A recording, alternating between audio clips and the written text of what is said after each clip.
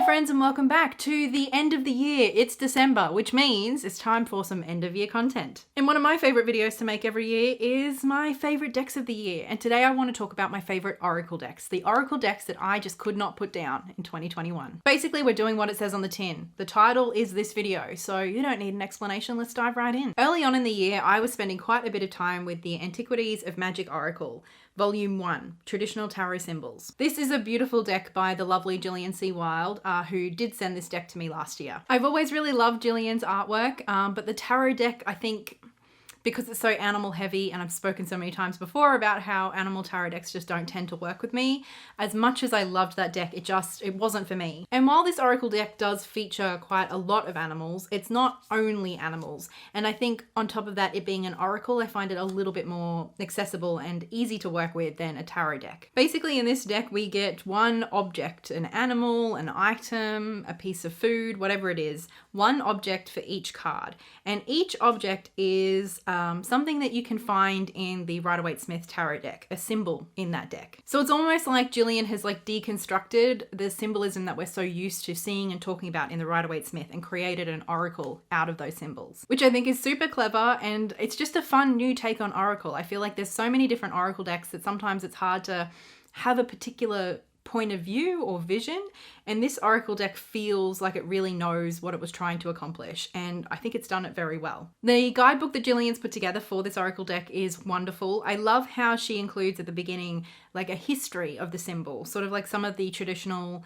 associations or correspondences that have been made with this symbol. And then she also provides an oracle message, sort of the interpretation of this symbol in this deck. We also just get some keywords, an incantation for each card, as well as some of the cards in the Rider-Waite-Smith tarot deck that the symbol is from. So I think this could be quite an effective learning tool if you're someone who really wants to better understand or better connect with, or better just identify and notice the symbols within the Rider-Waite-Smith, and you're learning that system of tarot. This oracle deck could provide a great gateway into doing that, of working with the symbols in a more sort of intentional and specific way. I tend to just use this more as an oracle deck. I like to just pull one card at the end of a reading. Sometimes I might pull 3 cards as an entire reading standalone. And as I do with oracle deck, I tend to just be a bit more intuitive and free flow. I just let sort of whatever comes up, my response to the card, I let that come up.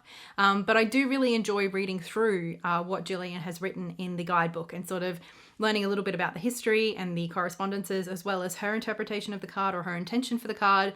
And then considering which tarot cards this symbol shows up in, and then allowing those tarot cards and their meaning to influence a little bit the reading that I'm doing for myself with this oracle deck, if that makes sense. And it's just really beautifully done. I love Gillian's artwork. I love how the object stands so clearly and is so bright and bold and colorful.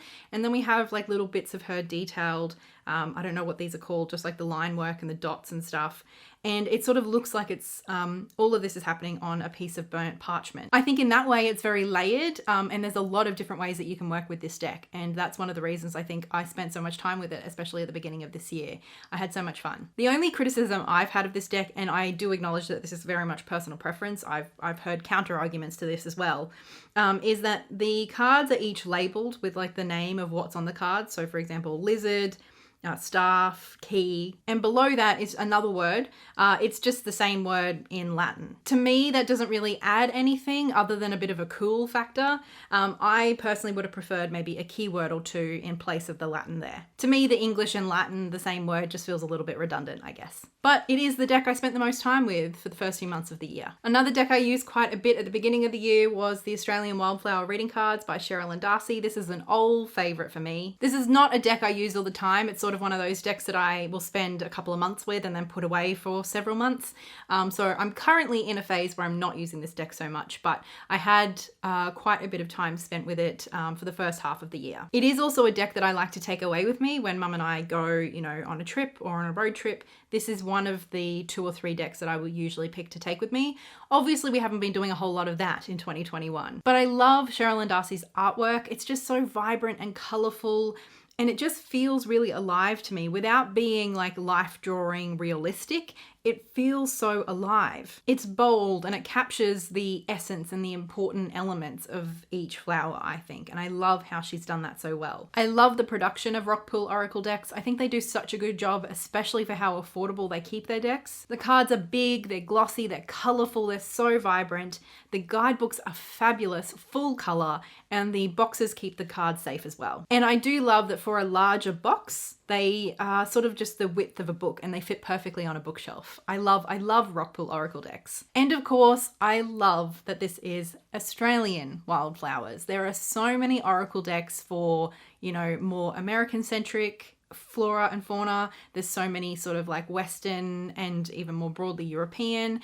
There's some for other continents as well, but there's just, I don't know, there's not a lot of Australian specific Oracle decks. And this is one that is just so beautifully done. And it feels really special to me because of that. These are flowers I know, that I've seen. Maybe I don't know a whole lot about, but I recognize them. There's that recognition, that acknowledgement between me and the flower. And that's really special. And it's not something I get to experience very often with my cards. In some ways, this is a pretty standard flower Oracle deck. You know, like there's not too many really out of the box titles or messages associated with the cards, but ultimately it is a deck that feels close to home because it is representing the landscape and the flora that I know and that I experience. And I think especially during our prolonged lockdowns here in Melbourne, when I wasn't able to get out as much as I wanted to, having this deck and just being able to, I don't know, like reconnect with the flowers and the landscape that I love so much, that I would normally be, you know, going off on bushwalks all summer. And I just didn't get that opportunity. This deck sort of really got me through that. I sort of was like homesick for the bush, you know, homesick for the flowers and for the flora. And this deck sort of helped ease me through that a little bit. Next up is not really an Oracle deck, but it is a 52 deck of cards, and that is the DBT Dialectical Behavioral Therapy Skills deck. I actually did do a video on this deck along with a couple of other decks that I have that are sort of similar to this, decks that are based on therapy systems that are sort of for mindfulness or mental health and wellness. And I did speak a little bit in that video about how I use decks like this, because there's a lot of different ways that you can use them. DBT is a therapy system that I have been through. I spent a whole year going through the program of DBT, the year after I came out of hospital for the last time, I think around 2014. And honestly, DBT changed my life. My partner often says that he feels like it's the time when he noticed a big shift in me and how I perceive the world and my resilience as well. And for me, this deck is just such a good way to sort of remind myself of all those skills and tools that I learned and developed through that year program, and to find ways of like reminding myself to use them and incorporating them into my life all the time so that I can maintain my wellness rather than waiting till I get sick and then having to, you know, I don't know, relearn them all again. So basically, for those who don't know, DBT is sort of separated into 4 key segments of tools and skills that you learn. The first is emotional regulation. The second is interpersonal effectiveness. The third is distress tolerance, and the last is mindfulness. And so this deck is separated into those 4 different categories, almost like suits, and offers different skills or tools to use that fit within each of these categories. So sometimes I draw a skill at random to try and remember and incorporate these skills that I've learned into my life on a regular basis. Other times I go through this deck more intentionally to select a skill that I feel like I need or that I could use, or even that I feel like I need to brush up on a little bit. So I kind of use it both as like a study or like a memory tool as well as an Oracle deck. And it's just become a really important part of me being proactive about my mental well-being. And we all know the last couple of years haven't been the easiest, so this deck was especially helpful in 2021. Next up, I'm going to talk about these 2 decks together because I always talk about these decks. They are my 2 favorite Oracle decks of all time. Say it with me now. Laura Bowen's decks, the Dreamtime reading cards and the Saltwater reading cards. The Dreamtime reading cards have been my long-time favorite. This is one of the earliest reviews I ever did on this channel, was this deck. I adore it. Laura Bowen's artwork is just gorgeous, and again, Rockpool's production really brings out the colors and the vibrancy of Laura Bowen's artwork. I love that the cards are big enough to really just sink into and enjoy the artwork, but they're not so big that you can't handle. This is another one that, like the Australian Wildflower reading cards, that just sort of helped me, I don't know, feel grounded, feel connected to the land and environment that I love so much and that has always been such a big part of my own wellness and spirituality, and that I felt very disconnected from throughout the pandemic due to the lockdowns and my inability to sort of get outside of my 5-kilometer radius. This deck helped me feel a little bit of that connection still. I love the keywords for these cards, and I really love Laura Bowen's guidebooks. I think she's been so intentional and specific with the messages of the cards. None of them feel so generic that they could apply to anything and everything. Like, they feel like they're open-ended, so that you can lean into your own experience as well. But it doesn't feel generic in the way that some oracle decks do. And I think that is in part because these decks are so personal to Laura. Like, you can feel so much of Laura and her own experience in these cards. Although this deck does feel primarily very earthy to me, it still feels very holistic as well. Like, there's animals and plants and just items represented from all different kinds of areas. Like, there's water represented, there's earth represented, there's sky represented. So for me, this has just always provided such like a stable, rock solid perspective. There's something just so raw and real and heartfelt about this deck that I've always found very moving and often hard to describe in words.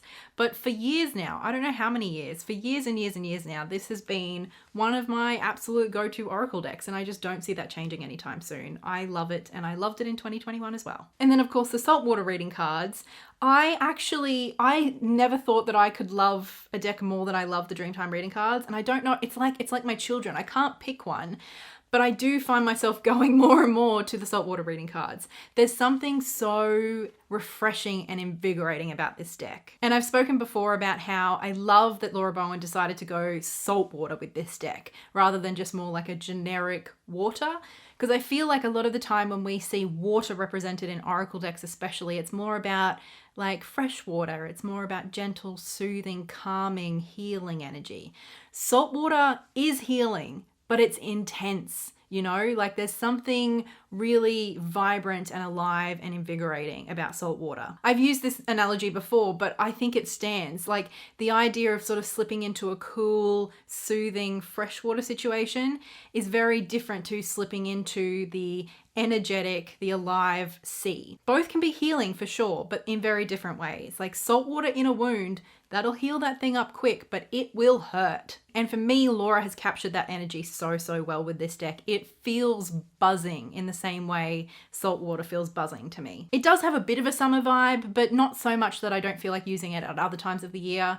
And also, this is another deck that Mum and I often take with us when we go to trips, especially to Bateman's Bay. And our last trip to Bateman's Bay was really difficult. And honestly, this deck could not have shown up for us more. And every day, Mum and I would draw a card from this deck, and every single day, it just felt like it was with us. It was giving us those messages that maybe we didn't always want to hear, but that we really needed in order to get through this really difficult period. And at the end of the trip, I remember Mum and I having a conversation about how grateful we were for this deck, how we really felt like it held our hands. Like, we could have drowned in that situation. It could have overwhelmed us. It could have been too much.